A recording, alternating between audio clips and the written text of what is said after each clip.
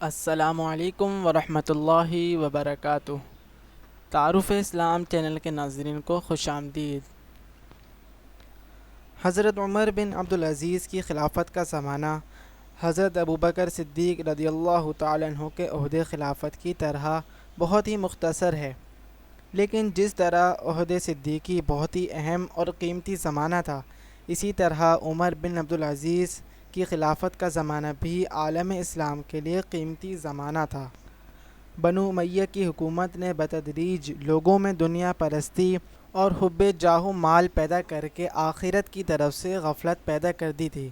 عمر بن عبدالعزیز کی چند روزہ خلافت نے یک لخت ان تمام خرابیوں کو دور کر کے مسلمانوں کو پھر روحانیت اور نیکی کی طرف راغب کر دیا۔ حضرت عمر بن عبدالعزیز کا سب سے بڑا کارنامہ یہ ہے کہ انہوں نے خلافت اسلامیہ کو خلافت راشدہ کے نمونے پر قائم کر کے عہد صدیقی و عہد فاروقی کو دنیا میں پھر واپس بلا لیا۔ خلفاء کے استبداد اور قہر و جبر کو وہ سخت ناپسند کرتے اور دنیا میں آزادی و امن قائم کر کے ہر شخص کو اس کے انسانی حقوق سے متمتع ہونے کا موقع دینا چاہتے تھے۔ انہوں نے ایک بھی اللہ کے منکر کو مجبور کرنا نہیں چاہا۔ انہوں نے خوارج کو بھی اپنے اظہار خیال کا موقع دیا۔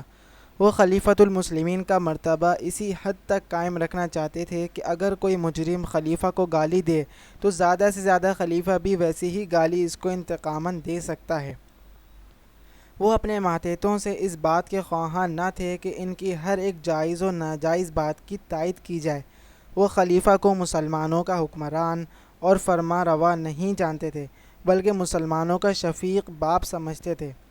غرض عہد صدیقی اور فاروقی میں جو کچھ ہم نے دیکھا ہے، اس کے تمام نمونے عمر بن عبدالعزیز کے اندر موجود تھے، اور اسی لیے بجا طور پر کہا جا سکتا ہے کہ عمر بن عبدالعزیز کے فوت ہونے پر خلافت راشدہ ختم ہو گئی۔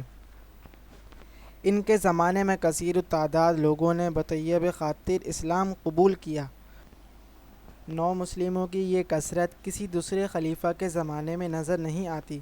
حالانکہ آپ کے عہد خلافت میں بہت ہی کم لڑائیاں اور چڑھائیاں ہوئیں۔ آپ کی حکومت و سلطنت کے حدود سندھ، پنجاب، بخارا، ترکستان اور چین سے لے کر مراکش، اندلس اور فرانس تک وسیع تھے۔ اتنی بڑی عظیم الشان سلطنت میں ہر جگہ یکساں سکون اور امن و امان موجود تھا۔ آپ کے عہد مبارک میں سڑکیں نکالی گئیں، ہر ملک میں مدرسے اور شفا خانے جاری ہوئے۔ عدل و انصاف دنیا نے آپ کے بعد تک کبھی ایسا نہیں دیکھا۔ یہی وجہ تھی کہ آپ کے انتقال پر نہ صرف مسلمانوں کے گھروں میں ماتم ہوا، بلکہ مسلمانوں سے بڑھ کر عیسائی و یہودی سوگوار پائے گئے۔ راہبوں نے آپ کے مرنے کی خبر سن کر اپنے صومعوں اور عبادت خانوں میں سر پیٹ لیے اور کہا کہ آج دنیا سے عدل اٹھ گیا، اور عدل کا قائم کرنے والا اور عدل کی حفاظت کرنے والا دنیا کو خالی کر گیا۔ حضرت عمر بن عبدالعزیز نے شیعہ، سنی اور خارجی وغیرہ کے تمام اختلافات مٹا دیے، اور آج بھی کوئی ایسا شخص نظر نہیں آتا جو حضرت عمر بن عبدالعزیز کی طرف سے اپنے دل میں کوئی نفرت رکھتا ہو۔ ہر ایک سوچنے اور غور فکر کرنے والے کے لیے موقع ہے کہ سوچے اور غور کرے کہ جو شخص سب سے زیادہ پابند اسلام ہوتا ہے، وہی سب سے زیادہ محبوب عالم بن جاتا ہے۔ آخر یہ اسلام کی خوبی نہیں تو اور کیا ہے؟ ایک طرف ہم سوچتے ہیں کہ عمر بن عبدالعزیز دنیا کے سب سے بڑے شہنشاہ تھے، اور دوسری طرف دیکھتے ہیں کہ وہ پیبند لگے ہوئے کپڑے پہنے ہوئے منبر پر خطبہ دے رہے ہیں، تو حیرت و استعجاب کی انتہا نہیں رہتی۔